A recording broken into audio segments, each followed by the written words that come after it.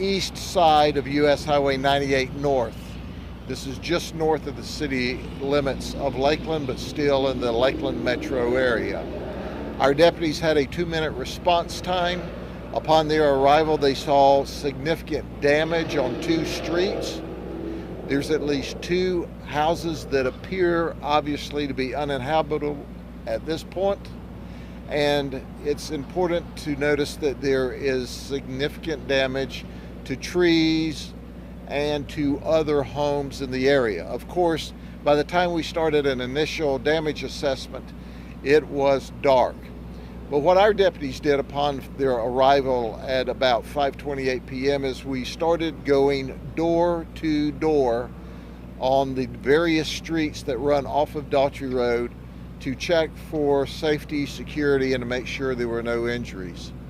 At this point in time, I am pleased to report to you that we received 0 reports, no reports of injury, even though there was significant damage. Well, of course, as you well know, we have an emergency push team as part of the sheriff's office, but there's a bigger picture here, emergency management. I have Paul Womble, who is the director of emergency management for the county. His team and our team work together on all of these major events, and I'm going to let Paul give you some further information.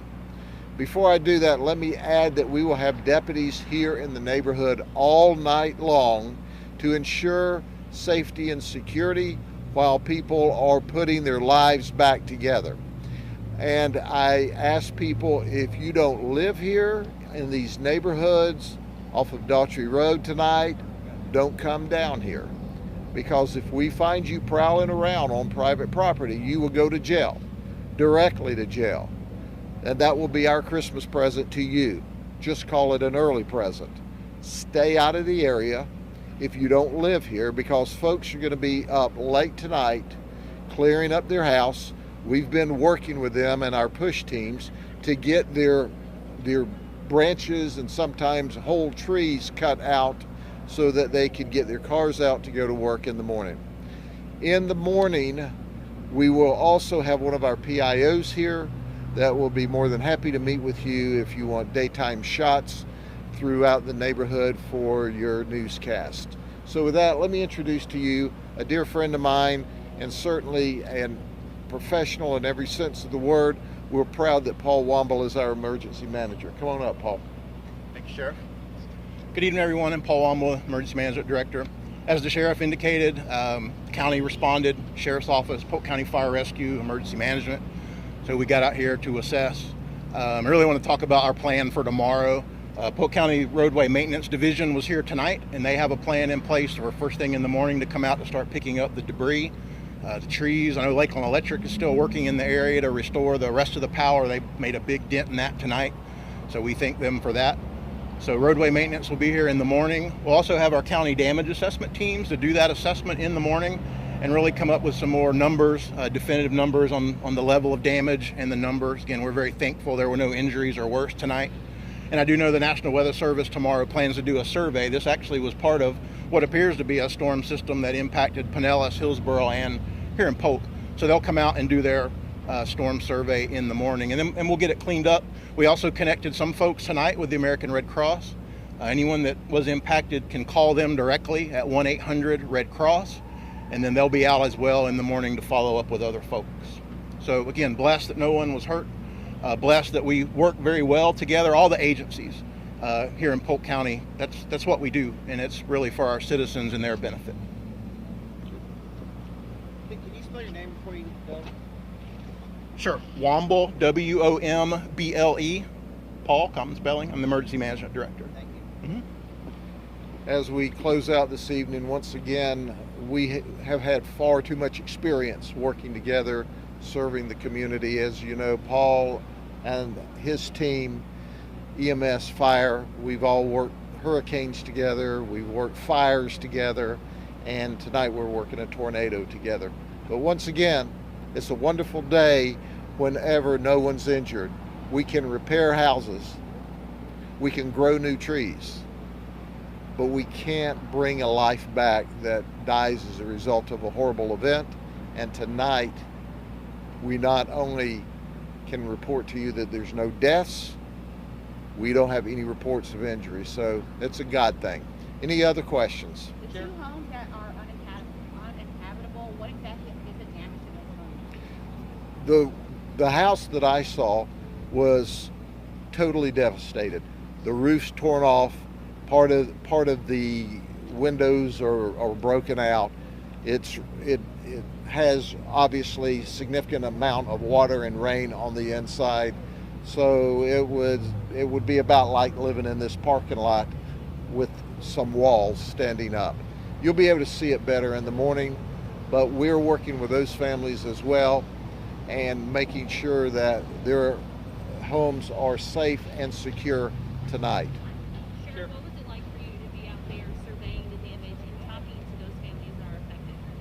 The families were exceptionally pleased with the response by the Sheriff's Office and County Emergency Management and Fire Rescue, but that's our job. That's what we do, and we responded as if it were our personal family that was there suffering that damage, and that's how we're going to do security tonight, and that's how we're going to work through recovery tomorrow, as if it were our personal family that lives there, because you know what? People of this community is our family.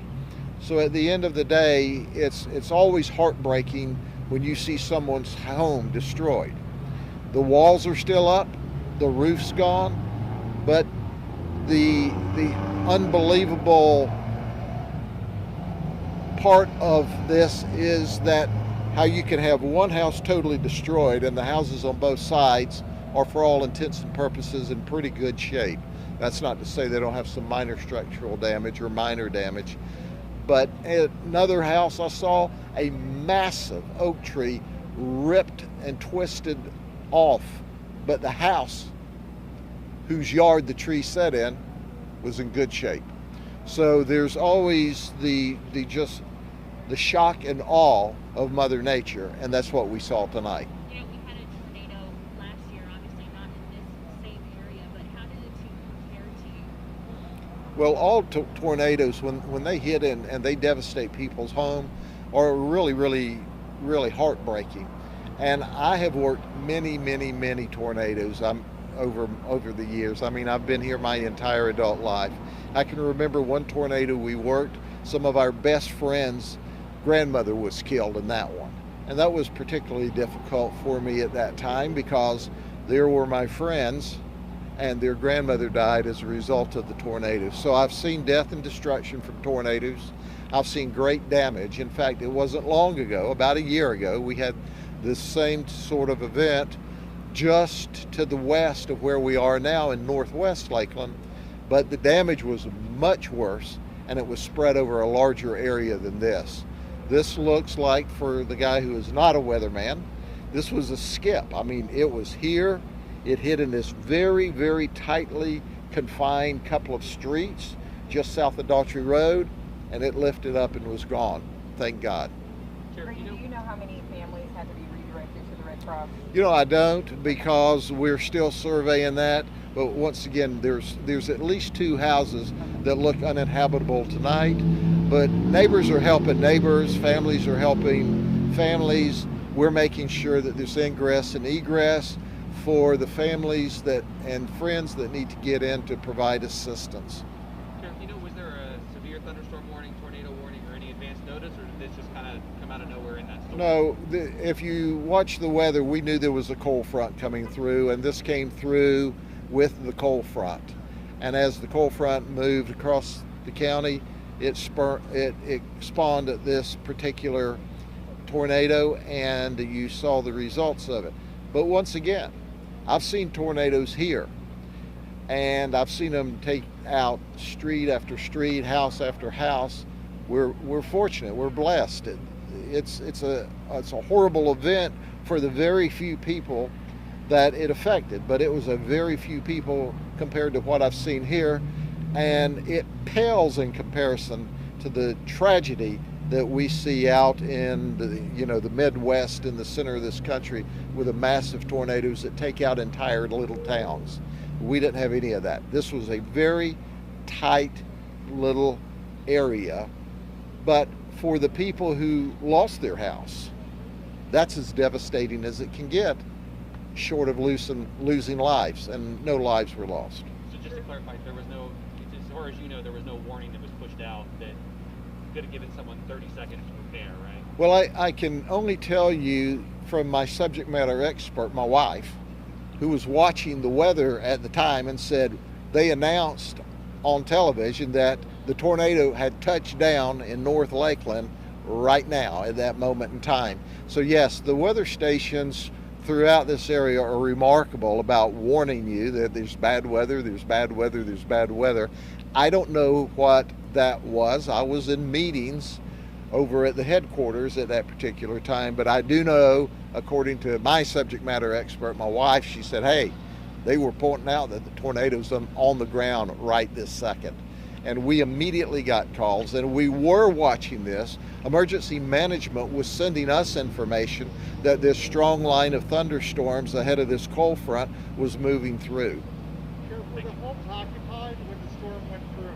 I don't know if the homes were occupied at that moment in time. I think at least one of them was, because the information we got is he was going to his safe room, and he noticed his safe room wasn't safe anymore, and the tornado kind of peeled the house away above him as he was trying to run from it. So I suppose that he was inside the house trying to get to his safe room, not outside trying to get inside. But once again, those are details that we aren't sure about right now, because we have to do a lot of things in short order.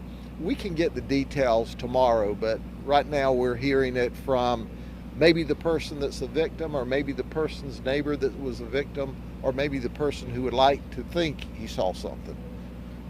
Sheriff, do you know how large of an area is still without power? No, I don't, but Lakeland Electric had a remarkably good response here. They're already here with poles that they're putting in the ground tonight, right now, within what, a couple of hours, 2 or 3 hours of the event. So you can't say enough good about Lakeland Electric. They already have some electricity back on that was off. They're putting poles in the ground tonight, of some poles that were broken down, and I'm sure that they will work throughout the night to restore electricity and power to this community.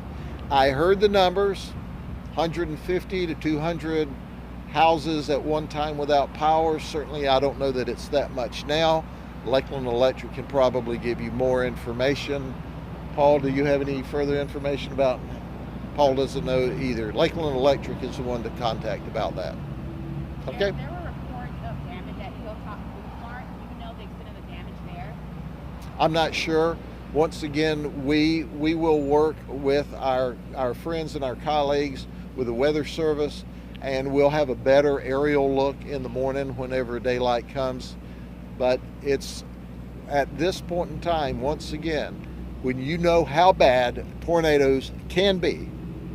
This one was really bad for a couple of houses and bad for a few other houses, but it was not total devastation like we've seen across this country before.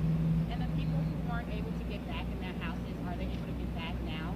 The people who are not, I would say the house is not inhabitable unless you want to camp under the starlights. But we didn't ask them to leave their house. They're there with their home and their possessions, and we have deputies in the area with their home and their possessions. So no house that's damaged is going to be left abandoned without security tonight. We're going to be there all night long, because that's what we do. We support our community that supports us every day. Okay? Thank you. Thank you very much. If I don't see you before Christmas, have a merry one. Take care. You.